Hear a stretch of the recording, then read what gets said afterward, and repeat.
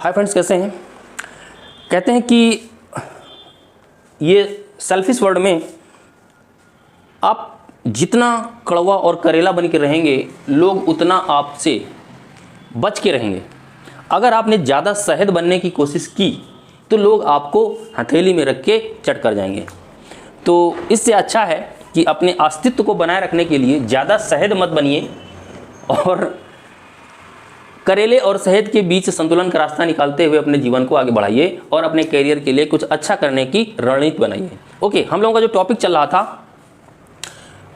Projectile motion चल रहा था। प्रोजेक्टाइल मोशन की हम लोगों ने 2 क्लासेस अटेंड कर ली हैं और आज हम लोगों की तीसरी क्लास है। इस क्लास में हम लोग बहुत ही खूबसूरत चीज़ें देखने वाले हैं। हम लोगों ने प्रोजेक्टाइल मोशन के जो ground to ground projectile motion के लिए 3 खूबसूरत से फॉर्मूले थे, वो हम लोगों ने कैलकुलेट कर लिए थे। पहला था T = 2u sin theta upon g, यानी कि टाइम ऑफ फ्लाइट का, मैक्सिमम हाइट का u² sin square theta upon 2g and range u² sin 2 theta upon g।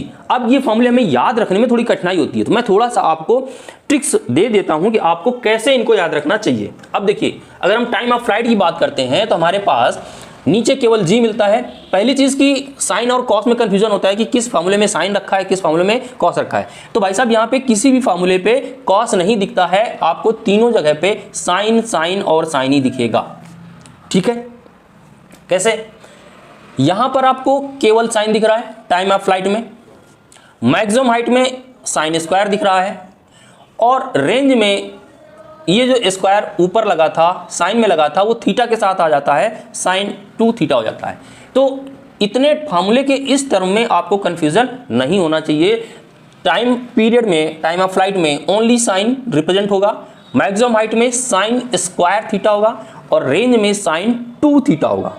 Okay, अब बात करते हैं u और g की। तो यहां 2u अपॉन g, यहां ये जो 2 पहले रखा था ये स्क्वायर में चला जाता है और u² अपॉन 2g, एक नीचे 2 एक्स्ट्रा आ जाता है। ठीक है? रेंज की बात करें तो u² अपॉन g हो जाता है, यानी कि जो यहाँ मैक्सिमम हाइट में 2 था वो 2 हट जाता है, केवल g बचता है। तो इस तरह से अगर आप ये छोटी छोटी बातें दिमाग में रखेंगे तो फॉर्मूले आपके दिमाग में बैठे रहेंगे, कभी कंफ्यूजन नहीं होगा कि कहाँ 2 थीटा है, कहाँ स्क्वायर है, कहाँ पे एक दूसरे में चेंज भी नहीं होगा। ठीक है? तो इसके आगे हम लोग ये डिस्कस करना चाह रहे हैं कि जो हमारा टाइम ऑफ फ्लाइट था, ये जो t था, क्या कोई ऐसा प्रोजेक्टाइल मोशन हो सकता है, ऐसा प्रोजेक्टाइल मोशन हो सकता है कि अगर हम वहां पे u को कांस्टेंट कर लें, u को कांस्टेंट कर लें, तो क्या कांस्टेंट u के लिए डिफरेंट एंगल में अगर हम प्रोजेक्ट करें तो क्या टाइम ऑफ फ्लाइट हमें सेम मिल सकता है क्या, अलग अलग प्रोजेक्टाइल मोशन के लिए? कैसे? इस फिगर को देखिएगा,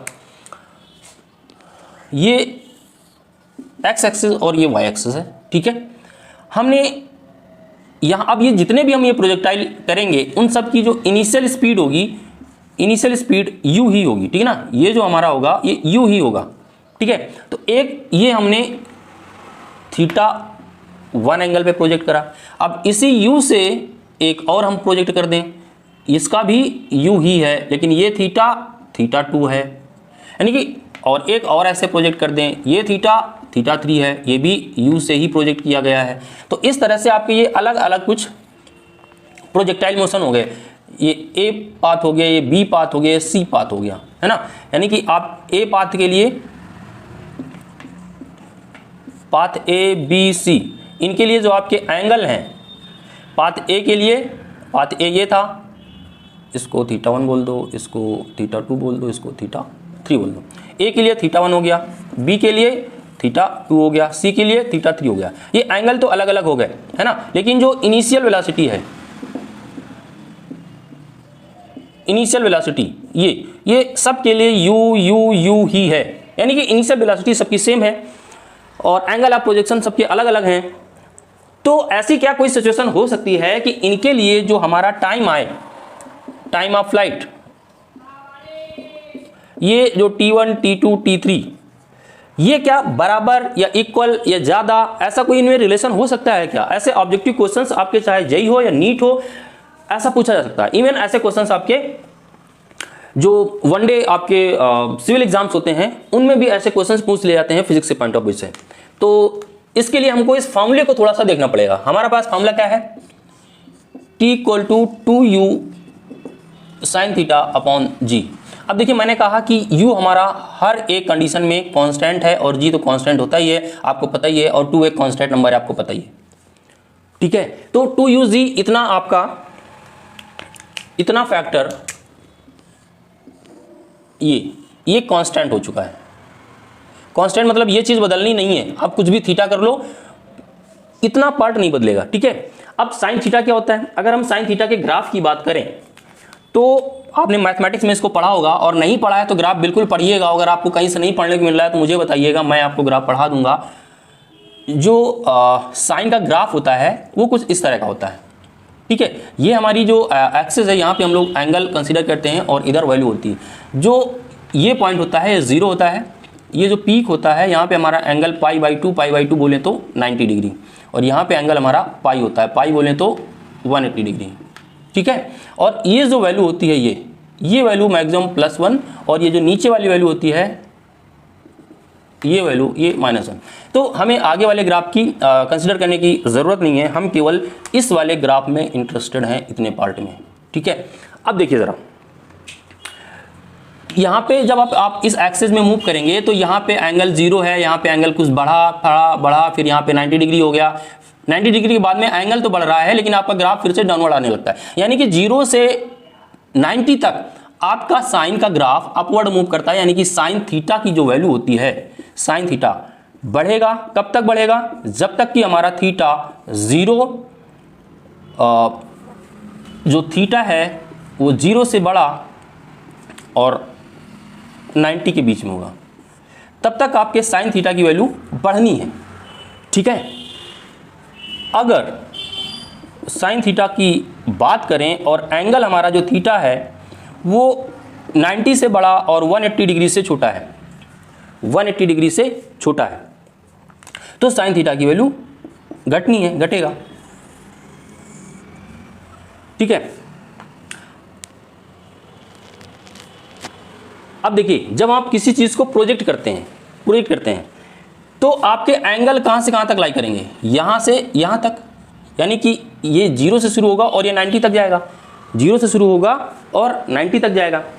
तो ये कंडीशन आपके पास रहेगी प्रोजेक्टाइल मोशन में, ये कंडीशन आपके पास रहेगी प्रोजेक्टाइल मोशन में, यानी कि एंगल आपका 0 और 90 के बीच में, तो साइन थीटा की वैल्यू क्या होगी? लगातार बढ़ेगी, लगातार बढ़ेगी। तो अगर आप यहां पे साइन थीटा की वैल्यू देखेंगे तो ये 0 से 1 तक वेरी कर रही है, यानी कि 0 से बढ़ना शुरू होगी और 1 तक जाएगी। 1 कब हो जाएगी? जब आपका थीटा 90 हो जाएगा। थीटा 90 हो जाएगा तो आपका जो मोशन होगा वो सीधे वर्टिकल हो जाएगा, और अगर थीटा 90 से कम है तो आपका प्रोजेक्टाइल बना रहेगा। तो अब आप 0 और 90 के बीच में कितने भी एंगल ले लो, जितने एंगल लोगे, हर एक एंगल के लिए साइन थीटा की वैल्यू डिफरेंट होगी। साइन थीटा की वैल्यू डिफरेंट होगी। जब साइन थीटा की वैल्यू हर एक एंगल के लिए अलग अलग होगी और अलग अलग वैल्यू से इस कांस्टेंट को मल्टीप्लाई करेंगे तो भाई साहब टाइम ऑफ जो फ्लाइट है वो भी क्या आएगा? अलग अलग आएगा।